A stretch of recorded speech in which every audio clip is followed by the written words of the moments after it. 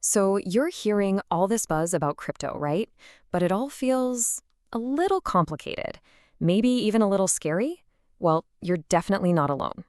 The good news is we're going to cut through all of that noise. No hype, no crazy jargon, just a straight up practical guide on how you can start thinking about crypto safely in 2026. Let's dive in. Okay, so why should you even care about crypto at this point? Is it just a fad? Well, take a look at this number, $1.8 trillion. And get this, that's not the whole market. That's just the value of Bitcoin alone, as of early 2026. A number that big, yeah, you can't just ignore it. It's become a major part of the financial world, and that's why understanding it, even just the basics, is so important now. Which, of course, leads to the big questions you're probably asking yourself right now. Okay, fine, but what is this stuff really? And with thousands of different coins out there, where on earth does a total beginner even begin? Don't worry, we're going to answer exactly that. We'll lay out a clear and, most importantly, a safe path forward. All right, first things first, let's get a lay of the land. It's super important to understand that the crypto world of 2026 is a completely different beast than it was, say, 5 years ago. So what's it actually like right now? You know, even with all the noise, if you're just getting started, it really just comes down to two big names, Bitcoin and Ethereum. Think of Bitcoin as the original, the digital gold, the undisputed king of the hill with that massive $1.8 trillion market cap we just talked about. And then you've got Ethereum, which is like the powerful, super versatile number two. Honestly, if you're a beginner, these are the only two you really need to focus on for now. Yeah, that whole Wild West idea you might have about crypto, it's kinda over, at least in the US. The reality is, the space is now heavily monitored. We've got things like spot Bitcoin ETFs, which basically let people invest in Bitcoin through their normal brokerage accounts. There are new, strict reporting rules for brokers. And maybe the biggest thing, the IRS has made it crystal clear. They see crypto as property. And that means, you guessed it, it's taxed. The rules of the road are here to stay. Okay, deep breath. Before we go one step further, before you even think about clicking a buy button, we have to have a serious reality check. And I mean it. This might be the single most important section of this entire guide. Understanding the risks isn't just a good idea, it's absolutely non-negotiable. So, risk number one, the big one, is volatility. And let me put it this way. If the stock market is a roller coaster, crypto is like strapping yourself to a rocket that has a questionable safety record. The price swings aren't just big. They're extreme, they happen fast, and they can be absolutely brutal. And this chart right here really drives that point home. See that little bar on the right? That's your typical stock index. Pretty calm, right? Now, look at the giants on the left. That's Bitcoin and Ethereum. We're talking volatility that can be 4, 5, even more times higher. So massive stomach-churning swings, both up and down, are not an exception. They're the norm. It's just part of the deal. Risk number two. This is a big one that catches a lot of people off guard. When you put money in a bank in the US, it's usually FDIC insured. That means the government backs it up. But the crypto you hold on an exchange? Nope. There's no FDIC insurance. Zero. So if that exchange gets hacked, or if it just goes out of business, your funds could be gone. Poof, forever. And for risk number three, look, there's no way to sugarcoat this. The crypto space is absolutely crawling with scams. It's a playground for fraudsters who specifically target newcomers, people who are excited and maybe a little confused. You have to have your guard up, like, all the time. So what should you be watching out for? Well, there's the classic stuff, like phishing emails trying to steal your login info. But then you've got these crazy investment schemes promising insane returns. If it sounds too good to be true, it is.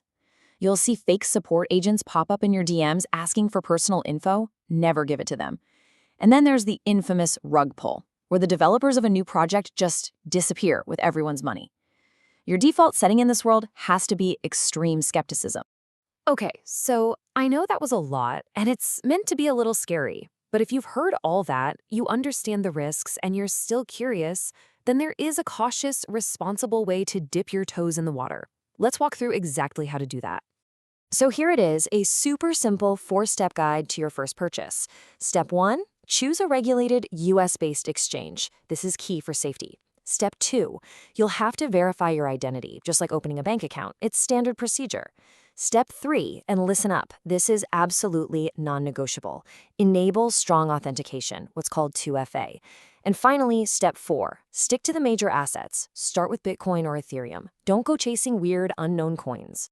So you might be wondering, okay, where do I even look? Well, some of the big established names that operate under US rules are places like Coinbase, Kraken, and Gemini. Now, this isn't me telling you which one to use. You have to do your own homework, but they're a good, reputable starting point for your research.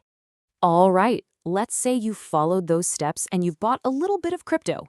Now you've got a really important choice to make. You can leave it on the exchange where you bought it, or you can take full, total control of it yourself.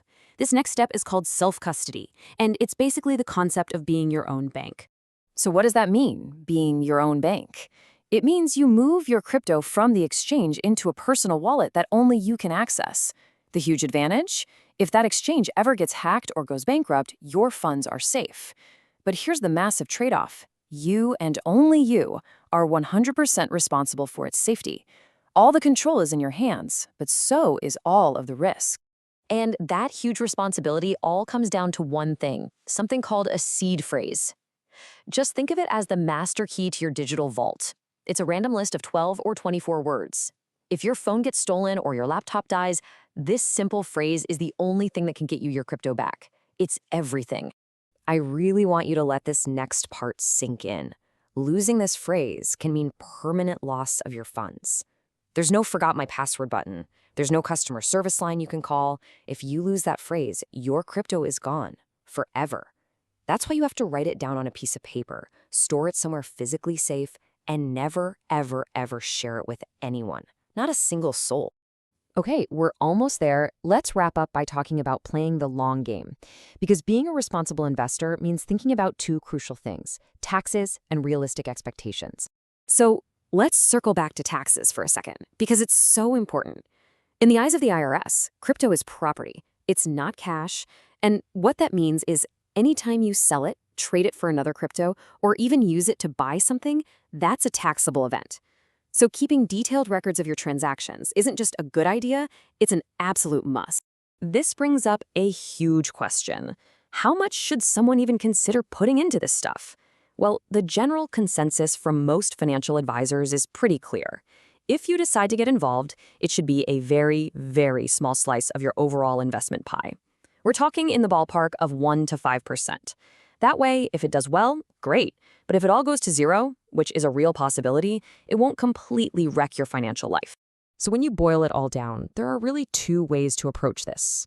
You've got the path on the left, which is full of all the classic mistakes: panic buying out of FOMO, gambling with money you don't have, leaving your stuff on an exchange, and just pretending taxes don't exist. Or there's the smarter framework on the right, which is everything we've talked about today: having a long-term mindset, starting only with the big names, securing your own keys, and keeping meticulous records. And that leaves us with one final question, and this one is for you. The point of this whole explainer wasn't to convince you to buy crypto, not at all. It was to give you the knowledge to make an informed decision for yourself. So now that you understand the landscape, you know the big risks, and you're aware of the rules, you have to ask yourself, how, if at all, does this asset fit into my long-term financial